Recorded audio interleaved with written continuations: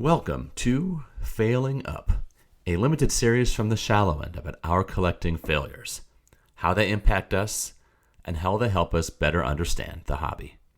It's about the moments we need, even though we don't necessarily enjoy them.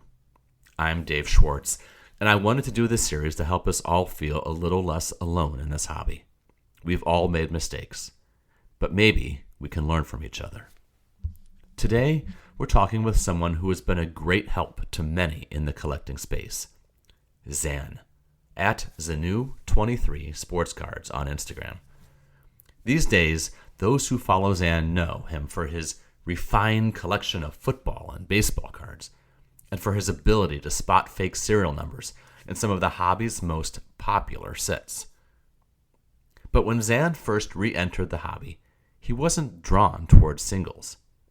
He gravitated toward opening boxes.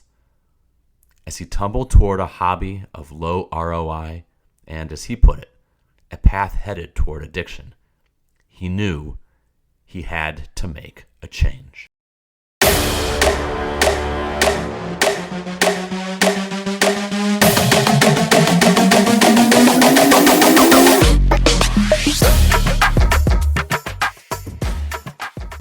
So today we welcome into the podcast Zan, Zanu23 _ sports cards on Instagram. Zan, it is so great to have you here in person. Looking forward to talking with you. And if you would, please share one of your mistakes with us.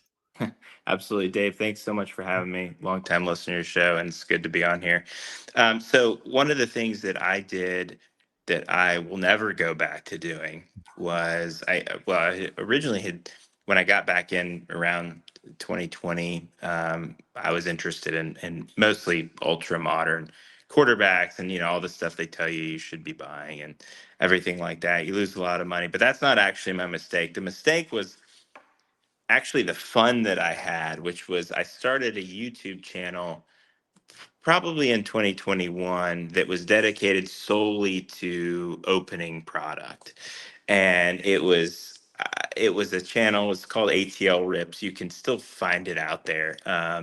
But basically, I was making the mistake, instead of buying really any singles, like I was trying to get boxes of, or at least one box of each new product, and a lot of people do openings or unboxings of the new products as they're released. But at that point in time, we were still really at like the zenith of the market, and the prices on the boxes, even the minor products like Panini Black or certified, like those are still $300-400 a box. And so you can imagine, with 20 or 30 products per year, it gets expensive. And so as I move through the calendar, it gets progressively worse, because the minor products, you open Luminance, you're like, oh, this isn't too bad. But then as you get into like Prism and Optic and Select, and then I never opened National Treasures, but I the worst mistake, I think I shelled out like $1,600 to $1,800 for a box of Panini Immaculate. And my, they guarantee you an RPA, and my RPA was Tylan Wallace on the Ravens, which I'm not sure was worth $16 to $18. So it was a thing where I said, okay, I really need to start keeping track of my sort of my returns, because opening product is a terrible way to get what you want, because you never do, really. And granted, I had a couple of like nicer hits, but they were few and far between. And really, you get a good card or a quote unquote nice hit, and it may pay for the box. So basically, what I had to do was I had to start selling pretty much everything that I opened, just to see what percent I could recoup. And as I tracked it, I realized, like, by the end of 2021, after opening, I don't know, maybe 16 to 20 different products, my return on investment was negative 93%. so so I looked at it like, you know it wasn't, the act of opening a box is really fun, but it's not fun when it costs so much and you get nothing for it. So at that point, I kind of had to reassess, like, my entire hobby budget was eaten up by opening boxes of, it was all football. It was all football product.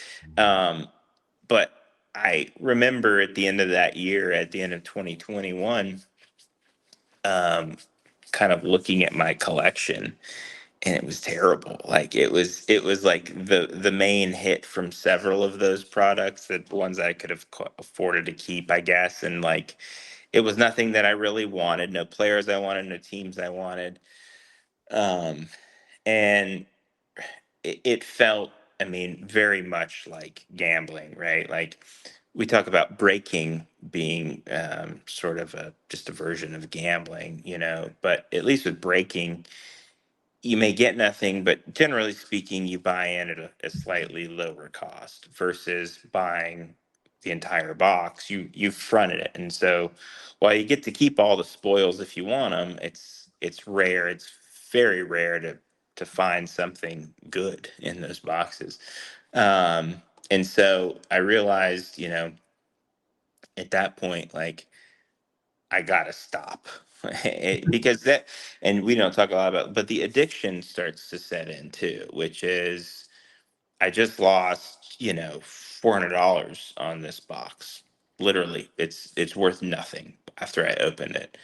Let me buy the next one because I can recoup more value to cover that loss, right? And so whether you do that with boxes or whether you do that with singles, right? People do that with singles all the time. Like no, and it gets talked about some, but maybe not enough, because I do think people are can be, and understandably too embarrassed maybe to talk about that.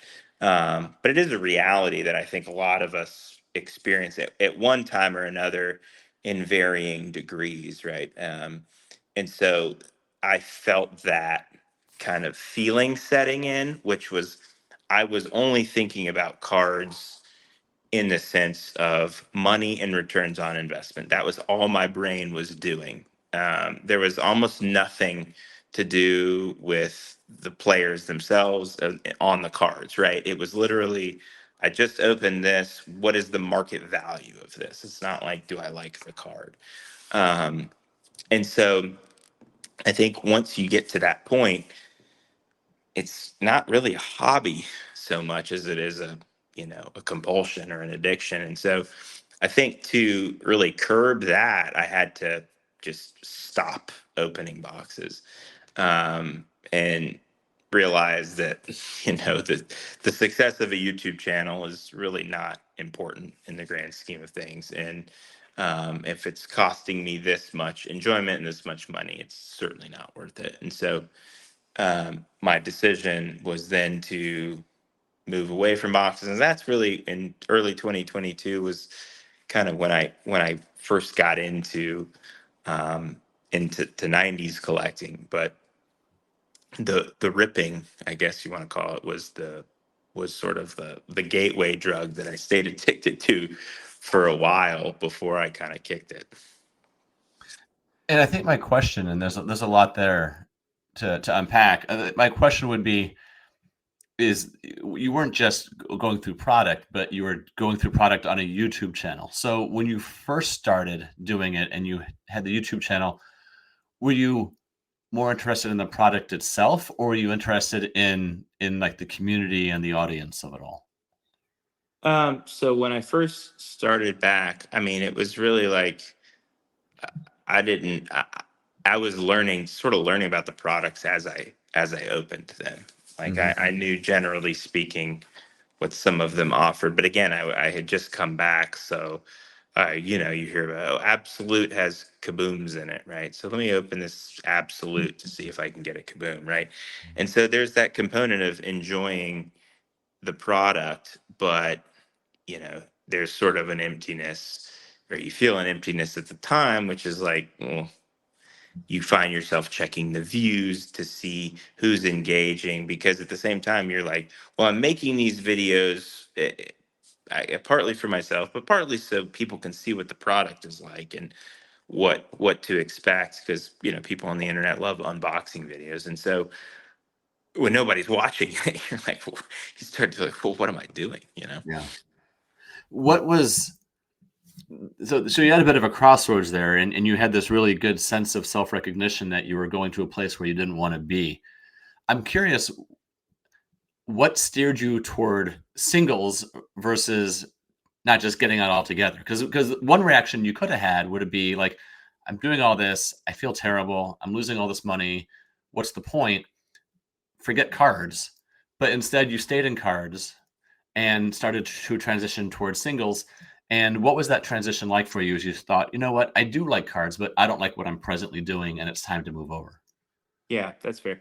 I think one of the things that I had done while I was opening product was I was buying some modern Patriots cards, like smaller stuff, like flawless, immaculate, impeccable RPAs of like retired Patriots that were $30, $40. And so I did have some semblance of a collection, but I think that what really um, made me want to continue that was number one, the love of cards, obviously. And then number two was finding a new era of a new time period, I guess, of cards to the 90s. And because I think I got so um, caught up with what ultra modern is and what it is and what it isn't, that I realize it's you can collect in ultra modern, no question about it.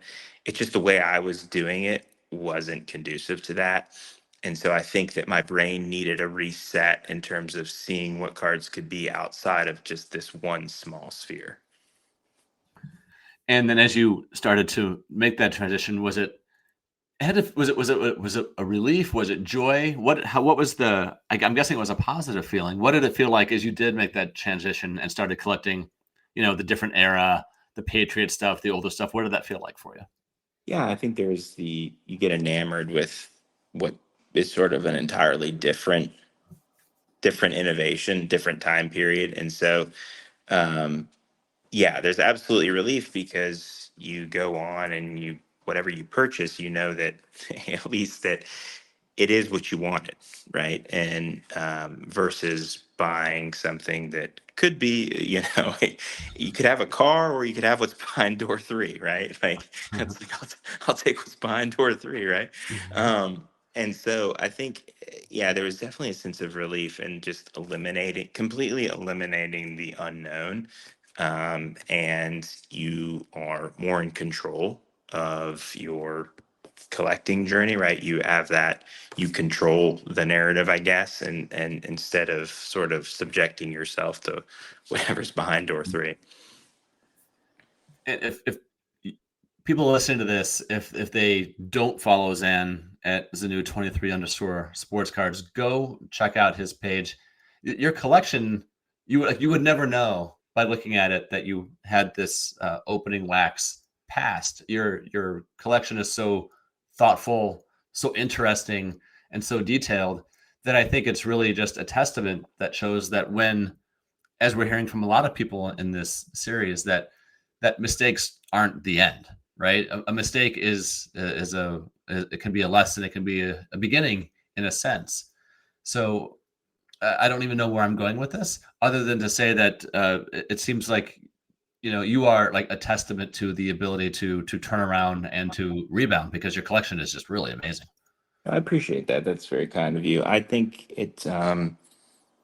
yeah, not getting discouraged is really a big key, and finding, I, I certainly didn't do it by myself, right? Like finding like-minded people who are equally passionate but equally focused on sort of what I would maybe consider a more healthy collecting style rather than solely monetary based or solely profit based style. I think that is helpful because it gives you encouragement, it gives you access, and I would just say that if you are listening to this and you are feeling some of those feelings that I am or that I did, um, you know, don't quit.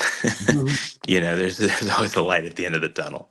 That's my last question here as we wind down would be, if you were talking to somebody who, like you mentioned that you love the cards, like you like the hobby, you like the sports cards and all that you can do with it. You just didn't happen to like the area where you were. You didn't like the what you were doing. You didn't like the way it felt, but you knew you liked cards. So if somebody came to you and they said, "Hey, I don't like I'm doing X, Y, and Z in cards. I don't really like it, but I don't want to leave." How can I sort of reboot? What might you say to someone to encourage them and to help them forward?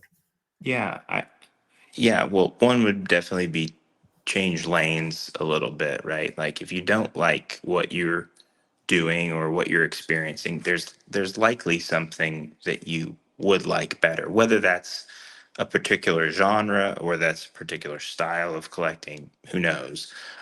My guess is that the people who would come to me and say that are likely people who have been losing money, right? I would say that predominantly speaking, people who have been disillusioned by collecting is because they're listening to people who say they should be making money and they're not making money.